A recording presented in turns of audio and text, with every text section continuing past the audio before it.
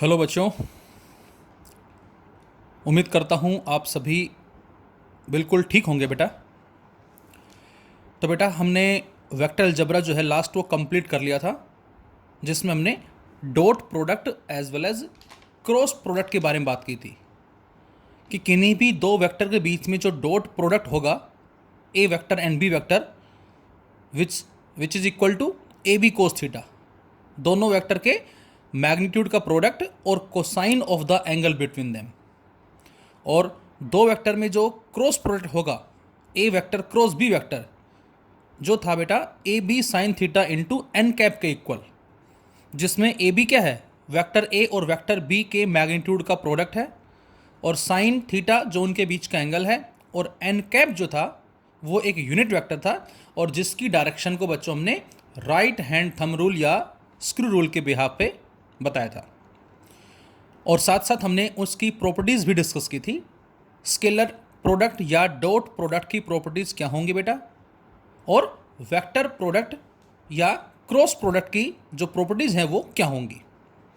अब इसी में एक छोटा सा हम नोट और डाल देते हैं, जिसको नाम दिया गया है प्रोजेक्शन ऑफ ए वेक्टर। तो बेटा यहाँ हमारा जो एक तरह से लास्ट टॉपिक अब हम बोल सकते हैं, प्रोजेक्शन ऑफ ए वेक्टर। तो इस पे भी हमें क्वेश्चंस जो हैं वो मिलते हैं। So first of all, what is the meaning of projection of A vector. इस प्रोजेक्शन ऑफ ए वेक्टर का मीनिंग जो है वो क्या होगा बेटा। तो आंसर है projection of vector A on B is nothing else but it is the component of A along the direction of B. मतलब जैसे मैंने दो वेक्टर लिए, say A vector and B vector, और इनके बीच का जो एंगल है बेटा that is the theta. So, projection of vector A on vector B means component of vector A along the direction of vector B। तो हम इस A वेक्टर को रिजोल्व करें B की डायरेक्शन में। अब आपको मालूम है इस A का इस B की तरफ जो कंपोनेंट होगा वो क्या होगा, तो आंसर है A cos थीटा। तो हमारे पास जो प्रोजेक्शन आया किसका, A वेक्टर का, कहाँ पर, ऑन B, वो आया A cos थीटा। अब इसको बच्चों हमने b से डिवाइड कर दिया और b से मल्टीप्लाई कर दिया। ये b क्या है बेटा, this is the magnitude of b vector. और जब डिवाइड और मल्टीप्लाई करते हैं तो ऊपर बन जाता है ए बी कोस थीटा और नीचे b वेक्टर का मैग्नीट्यूड। और बच्चों ये क्या बन गया, ए बी कोस थीटा। ये बन गया बेटा हमारा ए वेक्टर डॉट बी वेक्टर, और अपॉन में b ऑलरेडी चल ही रहा है। और अब आप बताएं ये क्या बन गया, this is B vector and this is B vector magnitude. जब भी कभी किसी वेक्टर को उसके मैग्नीट्यूड से डिवाइड करते हैं बच्चों, तो उसको हम क्या बोलते हैं, उसको हम बोलते हैं बी कैप। बी कैप का मतलब यूनिट वेक्टर। तो ये जो वैल्यू आई हमारी that is A vector dot B cap, this is known as projection of A along B. This is the projection of A along B, that is A vector dot B cap. और बच्चों इसको हम क्या बोलते हैं, scalar component बोलते हैं। अब इसको स्केलर कंपोनेंट क्यों बोलते हैं, अभी जरा एग्जांपल भी हम लेंगे। तो आंसर है कि जब हम इस टर्म को सोल्व करते हैं बेटा तो हमें मैग्नीट्यूड मिलता है, और इसीलिए इसको हमने स्केलर कंपोनेंट का नाम दिया है। यदि बच्चों इसी में ही आपसे कहा जाए what is the vector component of vector A along the direction of B, ये भी प्रोजेक्शन है ये भी प्रोजेक्शन है, बस फर्क इतना है बेटा ये हमारा स्केलर कंपोनेंट है, and now the vector component of A vector along the direction of B. तो ये तो हमारा मैग्नीट्यूड हो गया, that is A vector dot B cap, और इसको हमने क्या कर दिया, बी कैप से मल्टीप्लाई कर दिया। तो ये बच्चों मैग्नीट्यूड और ये डायरेक्शन, तो ये दोनों मिलके क्या कहलाते हैं, वेक्टर कंपोनेंट। एक बार फिर से देखें, what is the meaning of projection of vector A on B. तो इसका मतलब होगा बेटा उस ए वेक्टर का बी की डायरेक्शन में कंपोनेंट, और वो होगा ए कोस थीटा। यदि मैं आपसे कहता कि what is the projection of B on A, तो इस बी का ए की डायरेक्शन में जो कंपोनेंट होगा या होता वो होता बी कोस थीटा। मैं आपसे कहता बी कोस थीटा की डायरेक्शन बताओ, तो आप कहते कि सर जो डायरेक्शन ए वेक्टर की है वही बी कोस थीटा की है, और ए वेक्टर की डायरेक्शन कौन देगा, ए कैप। सेम उसी तरह से बच्चों इस ए का बी पे जो कंपोनेंट है बेटा वो ए कोस थीटा होगा, और इस ए कोस थीटा की डायरेक्शन वही होगी जो किसकी है, बी की है, और बी की डायरेक्शन देगा कौन, बी कैप देगा। तो A vector dot B cap जो है this is the scalar component. तो हमने रिजोल्व किया कंपोनेंट ए कोस थीटा, उसको बी से डिवाइड बी से मल्टीप्लाई किया बेटा, ऊपर ए बी कोस थीटा बन गया अपॉन में बी, और ए बी कोस थीटा को हमने A vector dot B vector लिखा और अपॉन में B, and B vector upon its magnitude that is B cap. So this is the scalar component. और वेक्टर कंपोनेंट के लिए क्या किया हमने, इस मैग्नीट्यूड को बी कैप जो कि डायरेक्शन है से मल्टीप्लाई कर दिया, ये आ गया हमारा वेक्टर कंपोनेंट। और चाहें तो इसको आप ओपन कर सकते हैं, कैसे, इस बी कैप को हम B vector upon its magnitude भी लिख सकते हैं, और इस बी कैप का मतलब क्या होगा, again vector upon its magnitude. और ऊपर बेटा A vector dot B vector already है, नीचे ये भी मैग्नीट्यूड ये भी मैग्नीट्यूड, ये बन जाएगा बी स्क्वायर, और ऊपर बी वेक्टर है ही।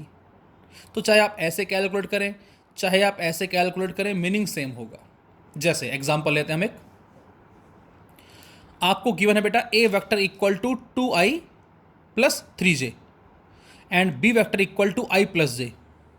Find the scalar and vector component of vector a along the direction of b।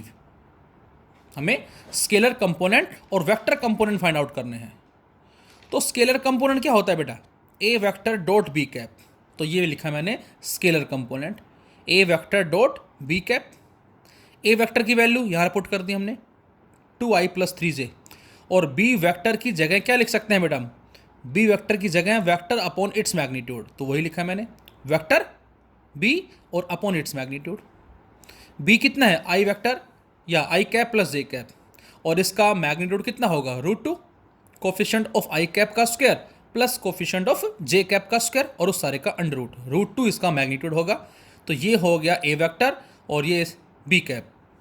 और अब जरा इन दोनों के बीच में डॉट प्रोडक्ट, तो हमें मालूम है आई का आई से बचता है केवल, और जे का जे से बचता है, बाकी जीरो हो जाते हैं। तो बेटा जैसे इस 2 को इससे मल्टीप्लाई करेंगे 2 आ जाएगा, आई डॉट आई 1 बनेगा, इस 2 को जे से करेंगे 2 इंटू आई डॉट जे वो 0 हो जाएगा, तो हमें लिखने की ज़रूरत नहीं है।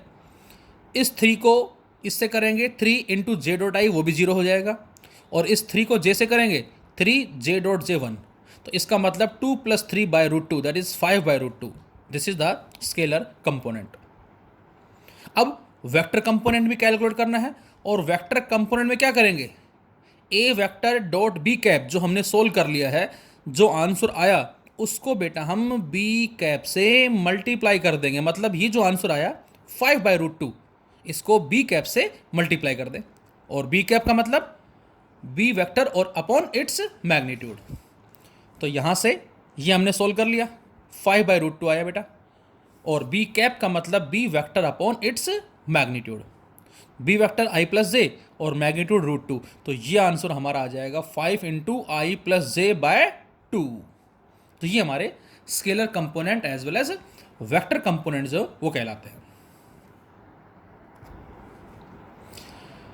अब हम जरा इस पे बेस्ड क्वेश्चन जो हैं वो डिस्कस करते हैं। उससे पहले एक बच्चे ने मुझसे क्वेश्चन पूछा कि सर जो हम इक्विलिब्रियम वाला जो कॉन्सेप्ट यूज़ करते हैं लैमीज थ्योरम में, जो हमने पहले डिस्कस की थी बेटा लैमीज थ्योरम, लेकिन हमने वहाँ पर केवल स्टेटमेंट जो है वो पढ़ी थी, इसके प्रूफ के बारे में बात नहीं की थी। और मैंने बताया था कि ये हम अप्लाई तभी करते हैं जब एक साथ 3 फोर्स काम करते हैं और वो इक्विलिब्रियम के अंदर है। मतलब ये फोर्स F1 है बेटा, ये फोर्स F2 है, और इसका ये क्या होगा रिजल्टेंट, लेकिन ये तीसरा फोर्स F3 जो यहीं पर ही आकर क्या हो गया, मिल गया है यहाँ से। तो इसका मतलब हम ये कह सकते हैं यहाँ से क्या, कि यहाँ पर जो नेट रिजल्टेंट होगा इन सभी का वो क्या होगा, 0 होगा। मतलब F1 vector plus F2 vector plus F3 vector equal to 0, ये हम बोल सकते हैं। तो ये हमारी लैम्यूज थ्योरम थी। तो बच्चे ने पूछा कि सर इसको प्रूव हम कैसे करेंगे। हमने डिफाइन किया था कि जब भी कभी एक साथ 3 फोर्स लगते हैं किसी पार्टिकल पे और वो इक्विलिब्रियम में है, then each force is proportional to sine of the angle between other 2 forces. हर एक जो फोर्स होगा वो किसके प्रोपोर्शनल होगा, sine of the angle between other 2 forces. तो ये हमारी स्टेटमेंट थी F1 force, F2 force, F3 force. F1 के सामने एंगल क्या बन रहा है? अल्फा, जो कि F2 F3 के बीच का एंगल, लेकिन no, not F2 F3, F2 F3 के बीच का एंगल कुछ और होगा, बात करते हैं, लेकिन फिलहाल ये हमारा एंगल अल्फा हो गया। इसी तरह से F2, ये F3 है, ये F1, ये बीटा। इसी तरह से ये F3, ये F2 है, ये F1 है, ये गामा।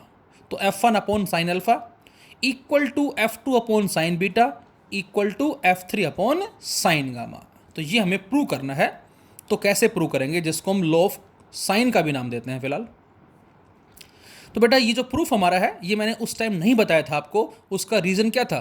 क्योंकि हमने क्रॉस प्रोडक्ट उस टाइम नहीं पढ़ा था। ये हमारा जो कॉन्सेप्ट है, ये क्रॉस प्रोडक्ट पे ही वर्क करता है। अब जिस बच्चे को क्रॉस प्रोडक्ट आता है उसको समझना ये काफ़ी इजी होगा, और जिसको क्रॉस प्रोडक्ट नहीं पता बेटा, तो इसको पढ़ने से पहले वापस वो प्रीवियस वीडियो में जाए और मेरे प्रीवियस वीडियो के अंदर क्रॉस प्रोडक्ट के बारे में क्या पढ़े, उसकी प्रॉपर्टीज़ के बारे में पढ़े, और फिर उसके बाद इसको स्टडी करे। बिल्कुल विद इन मिनट्स के अंदर या विद इन सेकेंड्स के अंदर वो इसको समझ पाएगा। देखें ज़रा, F1 F2 F3, so F1 vector plus F2 vector plus F3 vector equal to 0। अब यहाँ पर हमने दोनों तरफ क्या कर दिया? क्रॉस प्रोडक्ट ले लिया। किससे? चाहे तो F1 से कर दो, चाहे F2 से कर दो, चाहे F3 से कर दो, जो भी आपको अच्छा लगे उससे आप कर सकते हैं। तो बेटा दोनों तरफ हमने क्या किया? क्रॉस प्रोडक्ट लिया F3 से। लेफ्ट में भी F1 vector plus F2 vector plus F3 vector का क्रॉस प्रोडक्ट F3 के साथ, और राइट में 0 का क्रॉस प्रोडक्ट F3 के साथ। तो ये तो 0 ही होगा। अब यहाँ पर क्या होगा? तो ये डिस्ट्रीब्यूट हो जाएगा, बशर्ते इनके ऑर्डर जो है वो सेम रहें, ऑर्डर चेंज ना हो, जो कि हमारी प्रॉपर्टी थी। तो इस F1 का क्रॉस होगा F3 के साथ, सो F1 vector cross F3 vector plus F2 का क्रॉस प्रोडक्ट F3 के साथ, F2 vector cross F3 vector plus F3 का क्रॉस प्रोडक्ट F3 के साथ, F3 vector cross F3 vector equal to 0। अब हमें पता है क्या क्रॉस प्रोडक्ट की प्रॉपर्टी से कि किसी भी वेक्टर का उसी वेक्टर से जो क्रॉस प्रोडक्ट होता है बेटा वो 0 होता है। क्यों 0 होता है? Because A vector cross A vector equal to A sine theta. क्योंकि दोनों वेक्टर सेम है तो डायरेक्शन भी सेम होगी, थीटा 0 होगा और sign 0 0। So F3 cross F3 is 0। और इस F1 क्रॉस F3 का मीनिंग क्या होगा? F1 F3 और साइन ऑफ द एंगल। अब F1 F3 के बीच का एंगल जरा ध्यान से देखें बच्चों। ये F1 है, दिस वन, और ये F3 है, दिस वन। एंगल कौन सा लेंगे हम? टेल से टेल। ये ध्यान रखें आप, ये F1 की टेल है इधर, ये F3 की टेल है इधर। तो ये जो एंगल होगा बच्चों, दिस वन, कौन सा? ये वाला एंगल, ये वाला, ये कहलाएगा F1 और F3 के बीच का एंगल। अब ये कंप्लीट कितना है? 180। ये है बीटा बेटा, तो ये कितना बचेगा? 180 माइनस बीटा। तो 180 minus beta B the angle between F1 and F3। और N1 कैप, ये N1 कैप क्या होगा बेटा? ये यूनिट वेक्टर है जो हमें F1 क्रॉस F3 की डायरेक्शन देगा, और अभी जरा बात करेंगे हम, जिसको राइट हैंड थंब रूल से डिटरमाइन करेंगे। Plus F2 cross F3, F2 F3 sine. अब F2 बेटा ये है, इधर देखें, और F3 ये है, तो इसकी टेल ये है, इसकी टेल ये है। तो ये जो एंगल होगा दिस वन कितना होगा? Sine 180 minus alpha. तो this is the angle that is 180 minus alpha. तो यही लिखा मैंने, 180 minus alpha into N2 cap. Again this is the unit vector which gives us the direction of F2 vector cross F3 vector, and plus 0 equal to 0। अब जरा ध्यान से देखें और right hand thumb rule apply करके बताएं इस video को पॉज करके कि इसकी डायरेक्शन किस तरफ होगी। F1 से F3 की तरफ चलना है, तो मैंने बताया था आपको जिससे जिसकी तरफ चलना है, तो ये जिस तरफ थंब आएगा वो हमें देगा डायरेक्शन। तो F1 से F3, अब बच्चों ये F1 है और ये F3 है, तो रूल जब हम लगाएंगे तो F1 से F3 चलेंगे कुछ ऐसे। तो थंब किधर आ रहा है? इनवर्ड। थंब आ रहा है बच्चों इनवर्ड, तो इसकी डायरेक्शन इनवर्ड आएगी, नीचे तरफ आएगी। और F2 F3, अब F2 से 3 की तरफ चले, ये 2 है ये 3 है, जब 2 से 3 की तरफ चलते हैं ऐसे, तो डायरेक्शन किधर आती है? आउटवर्ड। तो इसलिए मैंने यहाँ पर क्या लिखा है बेटा? आउटवर्ड लिखा है, using right hand thumb rule. Inward को हमने नेगेटिव ले लिया बेटा, आउटवर्ड को हमने पॉजिटिव मान लिया सपोज। तो यहाँ से माइनस आ जाएगा, minus F1 F3 sine beta. Why? Because sine 180 minus theta equal to sine theta, ये हम पढ़ चुके हैं क्वाड्रेंट सिस्टम के अंदर।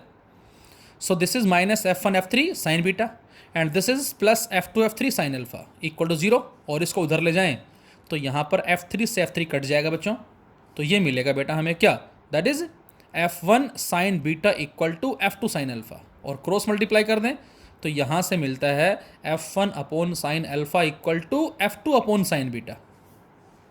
ये कब है, जब हमने दोनों तरफ क्रॉस प्रोडक्ट लिया था F3 के साथ। फिर से वही हमने फर्स्ट इक्वेशन ली और ये सेकंड मान ली, और इस बार हम क्या करें, दोनों तरफ क्रॉस प्रोडक्ट ले लें F2 के साथ, तो इस बार इधर F2 इधर भी F2, ये 0। अब F1 का F2 के साथ, सो F1 cross F2 plus F2 का F2 के साथ F2 क्रॉस F2 जो कि 0 हो जाएगा, प्लस F3 का F2 के साथ F3 vector cross F2 vector equal to 0। तो अब बच्चों F1 F2 का क्रॉस प्रोडक्ट क्या होगा, F1 F2 sign of the angle. अब F1 F2 के बीच का एंगल देखे जरा F1 F2, ये F1 है बेटा, तो ये F1 की टेल इधर मान लेते हैं हम, और ये F2 की टेल, तो ये जो एंगल होगा दिस वन, ये होगा 180 माइनस गामा, तो 180 minus gamma be the angle. So F1 F2 sine 180 minus gamma plus F2 cross F2 0 plus F3 cross F2 F3 F2 sine, और 2 में और 3 में एंगल कितना है 180 माइनस अल्फा, 2 में और 3 में इक्वल टू 0। अब वही सेम चीज़ right hand thumb rule apply करें बेटा, 1 से 2 की तरफ चलें तो हमें डायरेक्शन क्या मिलेगी, ये 1 है ये 2 है, तो जब हम बच्चों 1 से 2 की तरफ चलते हैं तो थंब किधर आ रहा है, आउटवर्ड पॉजिटिव, तो ये आया बेटा आउटवर्ड, और ये इसी तरह से कैसे आएगा, इनवर्ड आएगा, ये नेगेटिव आएगा। तो यहाँ से F1 F2 sign gamma plus का आ जाएगा, ये माइनस हो जाएगा क्योंकि इनवर्ड है, और इसमें भी बच्चों क्या करें हम, इसको उधर ले जाएं तो F2 से F2 cancel out, F1 sine gamma equal to F3 sine alpha, और क्रॉस मल्टीप्लाई करें so F1 upon sine alpha equal to F3 upon sine gamma, equation third. अब जरा सेकंड को और थर्ड को देखें ध्यान से, ये है बेटा F1 अपॉन साइन अल्फा, ये है F1 अपॉन साइन अल्फा, तो इसका मतलब F1 अपॉन साइन अल्फा इसके बराबर भी है और F1 अपॉन साइन अल्फा इसके बराबर भी है, तो इसका मतलब ये दोनों भी आपस में इक्वल होंगे। So finally we can say F1 sine alpha equal to F2 sine beta equal to F3 upon में sine gamma, F1 upon sine alpha equal to F2 upon sine beta equal to F3 upon sine gamma. तो ये हमारी prove होती है Lami's theorem. अब जरा हम कुछ क्वेश्चंस ले लेते हैं वेक्टर अलजेब्रा में। तो इस कैटेगरी में बेटा हमारा क्वेश्चन नंबर फर्स्ट है, देखें जरा ध्यान से, prove that vector A I plus 2j plus 3k, prove that vector A that is I plus 2j plus 3k and vector B 2i minus j are perpendicular to each other. अब बच्चों ये बड़ा simple हिस्सा question हमारा है, हमसे कह रहा है कि प्रूव करना है कि जो वेक्टर हमें गिवन है वो दोनों परपेंडिकुलर है। तो सबसे पहले आप ये सोचें जरा कि जब कभी दो वेक्टर परपेंडिकुलर होते हैं तो उनके बीच का एंगल क्या होगा बेटा, तो आंसर 90 डिग्री होगा। अब आप ये सोचें कि दो वेक्टर के बीच में जो डॉट प्रोडक्ट है वो क्या होता है, तो answer A B cos theta. अब यदि उस थीटा को हम यहाँ पुट कर दें 90, तो ये बन जाएगा A vector dot B vector equal to A B cos 90, और कोस 90 0, इसका मतलब A vector dot B vector क्या हो गया, 0 हो गया। तो बच्चों ये आपको याद रखना है कि जब भी हमें किसी न्यूमेरिकल्स में कहा जाए कि हमें प्रूव करना है कि वेक्टर्स एक दूसरे के परपेंडिकुलर हैं, इसका मतलब बेटा हमें शो करना होता है उनका डॉट प्रोडक्ट जो है वो क्या होगा, 0 होगा। जरा चेक करके देखें, हम ए वेक्टर लिखा डॉट बी वेक्टर लिखा, और अब इस आई को इस 2 से करेंगे multiply, 2 into I dot I 1 बन जाएगा, लेकिन इस आई को जे से के से करेंगे 0 हो जाएगा, ये हम पढ़ चुके हैं।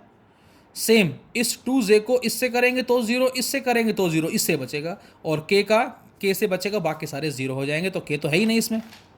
तो बेटा अब इसका इससे करेंगे तो क्या आ जाएगा 2, और इसका इससे करेंगे क्या आ जाएगा -2, तो 2 एंड -2 दैट इज 0। इसका मतलब क्या आ गया, दोनों का वेक्टर का जो डॉट प्रोडक्ट है वो 0 आ गया, और इसका मतलब क्या है, दोनों परपेंडिकुलर है। इसी तरह से आपसे कहा जाए नेक्स्ट क्वेश्चन में, for what value of m is the vector A 2i plus 3j minus 6k is perpendicular to vector B 3i minus mj plus 6k। आपसे इस क्वेश्चन में m की वैल्यू पूछी है बच्चों, इस m की वैल्यू हमें कैलकुलेट करने बेटा, और कंडीशन क्या है कि जो a है वो b के परपेंडिकुलर है। तो इसका मतलब यदि a b के परपेंडिकुलर है तो इस बार हमें प्रूव करने की ज़रूरत नहीं है a डॉट बी ज़ीरो, इसका ऑलरेडी मतलब हम लेके चलेंगे a डॉट बी ज़ीरो, इसमें गिवन है हमें, और a डॉट बी को ज़ीरो से इक्वेट करके हम दोनों के डॉट प्रोडक्ट को पुट करके सोल्व करेंगे और वहाँ से हमें m की वैल्यू मिल जाएगी। जैसे इस 2 को 3 से करें 6, i डॉट आई 1 बन जाएगा। इस प्लस 3j को माइनस mj से करेंगे माइनस 3m बनेगा। इस माइनस 6k को इस प्लस 6k से करेंगे माइनस 36 बन जाएगा और k डॉट के 1, और यहाँ से 6 minus 3m minus 36 equal to 0, so minus 3m minus 30 equal to 0, so we can say m equal to minus 10। तो m की वैल्यू बच्चों क्या आ गई माइनस 10, ये हमारा आंसर आ गया। अब आपको चेक करना है कि आपने जो वैल्यू कैलकुलेट की है वो सही है या गलत। क्या करें बेटा, इस m की वैल्यू को रख दो इस b वेक्टर के अंदर यहाँ पर, और यहाँ पर पुट करके दोनों का फिर से डॉट प्रोडक्ट निकालो, वो क्या आएगा 101%, वो 0 आएगा। तो इस तरह से हम सोल्व कर सकते हैं। नेक्स्ट क्वेश्चन में, under a force of 10i minus 3j plus 6k Newton a body of mass 10 kilogram is displaced from position 6i plus 5j minus 3k to the position 10i minus 2j plus 7k, calculate work done. अच्छा question है बच्चों हमारा ये, और easy भी है। हमें इस क्वेश्चन में वर्क डन की वैल्यू फाइंड आउट करनी है। कोई बॉडी है बेटा जिसका मास 10 किलोग्राम है, उस पर फोर्स लगा, और फोर्स लगने से वो कहाँ से कहाँ मूव कर गई, इस इनिशियल पोजीशन से इस फाइनल पोजीशन पे आ गई। तो बेटा हमें ओवरऑल इसमें वर्कडन निकालना है, और मैंने बताया था कि वर्कडन होता है force into displacement F dot S। तो ऐसे क्वेश्चंस में हमारा जो मेन काम होता है बेटा वो हमारा डिस्प्लेसमेंट की वैल्यू को फाइंड आउट करना है।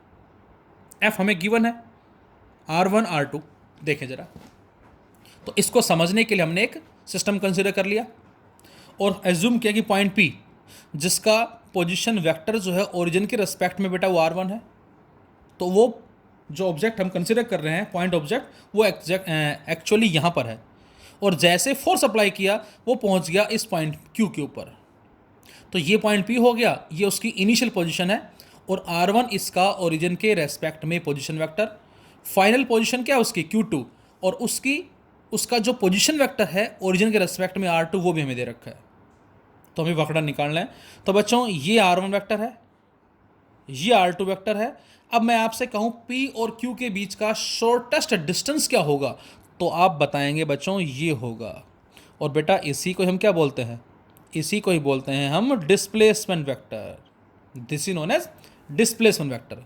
तो बच्चों ये OP वेक्टर, ये PQ वेक्टर, इसका और इसका ये क्या आ जाएगा resultant, using triangle law of vector addition.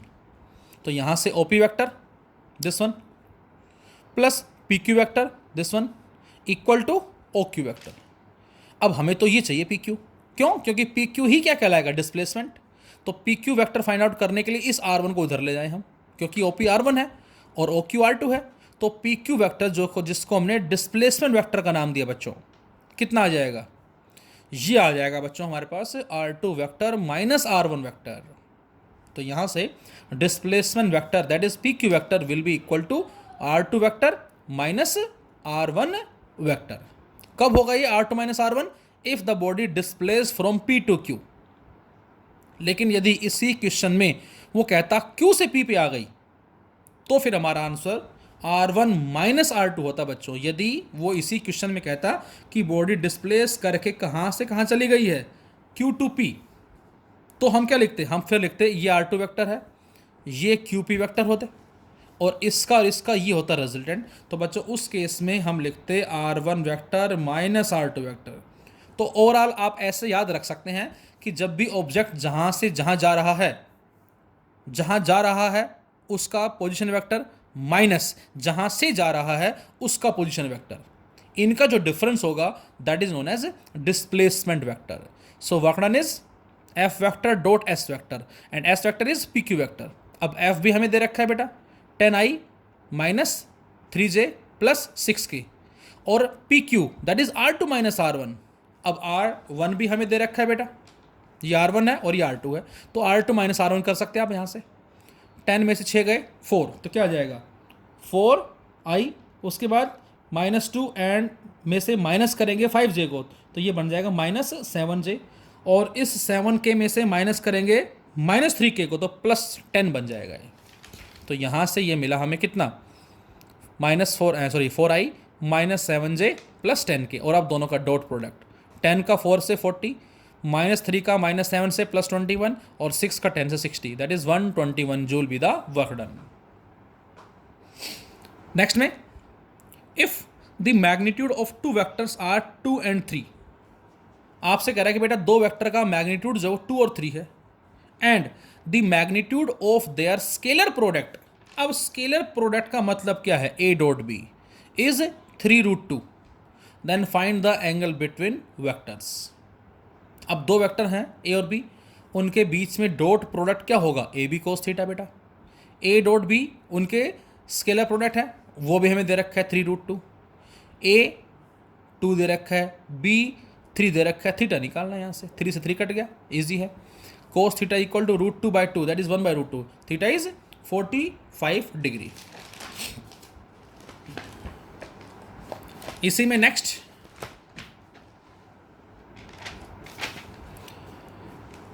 Question में हमारे एक नोट दिया बेटा, हमने स्टडी किया था बच्चों A vector cross B vector equal to A B sine theta into N cap. और मैंने बताया था आपको वेक्टर प्रोडक्ट के अंदर बेटा कि जो ए बी साइन थीटा है एक्चुअल में this is the magnitude of A vector cross B vector. A cross B का जी मैग्नीट्यूड है, तो आप इसको ए बी साइन थीटा भी लिख सकते हैं या इसको ए वेक्टर क्रॉस बी वेक्टर और इसका मैग्नीट्यूड या मॉडुलस भी लिख सकते हैं. और ये एन कैप क्या है, यूनिट वेक्टर जो हमें डायरेक्शन देगा और हमें ये मालूम है क्या कि इसकी डायरेक्शन है वो इसके एग्जैक्ट क्या होगी, परपेंडिकुलर. ये दोनों परपेंडिकुलर हो भी सकते हैं और नहीं भी हो सकते हैं, लेकिन ये जो है ये परपेंडिकुलर होगा. जैसे मैं बनाता हूँ एक वेक्टर इधर और एक वेक्टर इधर, सपोज एक वेक्टर ए है और एक वेक्टर बी है और ये एंगल थीटा है, तो यहाँ से क्या कह सकते हैं हम, दोनों परपेंडिकुलर नहीं है ए और बी, लेकिन दोनों एक प्लेन के अंदर है. अब यदि ए से बी की तरफ चलेंगे तो डायरेक्शन ये आएगी, बी से ए की तरफ चलेंगे तो डायरेक्शन ये आएगी. तो एन कैप जो है बेटा ये तो परपेंडिकुलर है, लेकिन ए और बी ये हो भी सकते हैं परपेंडिकुलर और नहीं भी हो सकते. तो बच्चों यहाँ से एन कैप क्या आ जाएगा, ए क्रॉस बी अपॉन में ए क्रॉस बी का मैग्नीट्यूड. तो एन कैप यहाँ होता है unit vector perpendicular to the plane of vector A vector and B vector. इस पे भी हमें क्वेश्चंस मिलते हैं, कैसे जरा देखें हम. क्वेश्चन है बेटा find the unit vector perpendicular to the vectors A and B. हमें यूनिट वेक्टर फाइंड आउट करना है जो परपेंडिकुलर है किसके, ए और बी के. तो यही हमें निकालना है N cap, and this N cap will be equal to A vector cross B vector upon में ए क्रॉस बी मैग्नीट्यूड. और आप चाहें तो A vector cross B vector को सी वेक्टर का नाम डाल दें, तो ये सी वेक्टर हो गया और अपॉन इट्स मैग्नीट्यूड. अब ये हम कैसे कैलकुलेट करेंगे, मैंने बताया था कल आपको, हम इस तरह से दो लाइनें ड्रॉ करेंगे, इसको बोलते हैं हम डिटर्मिनेंट, और इसके ऊपर आई कैप जे कैप के कैप लिखेंगे बेटा. और उसके बाद नीचे जो पहला वेक्टर है उसमें आई कैप जे कैप के कैप के कोफिशिएंट्स यहाँ लिख देंगे. जैसे ए के कोफिशिएंट्स आई जे के कोफिशिएंट्स कितने हैं, 4 -1 3, 4 -1 3, बी के -2 1 -2, -2 1 -2. अब इसको जब ऑपरेट करेंगे तो मैंने बताया था क्या, बोलो, मैंने बताया था हम जब आई कैप लिखेंगे बेटा दिस इज आई कैप, तो उस केस में हम इसको छोड़ देंगे और अब इसका इसके साथ माइनस इसका इसके साथ. तो जैसे ही हम इसको ऑपरेट करेंगे, इसको छोड़ दो आप, इसको भूल जाओ. अब इसका मल्टीप्लाई इसके साथ माइनस इसका इसके साथ कितना आ जाएगा, 2 -3, फिर माइनस जे कैप. जब जे कैप करेंगे तो इसको छोड़ देंगे अब इसका मल्टीप्लाई इसके साथ -8 माइनस इसका मल्टीप्लाई इसके साथ -6 प्लस के कैप. जब के कैप करेंगे तो इसको छोड़ देंगे हम, इसका इसके साथ. स्टार्ट यहाँ से करना, अपनी मर्जी से चेंज नहीं करेंगे, ऊपर से इधर 4 माइनस माइनस प्लस, फिर माइनस माइनस टू, और ये हमारा क्या आ जाएगा, ए क्रॉस बी आ गया, minus I plus 2j plus 2k।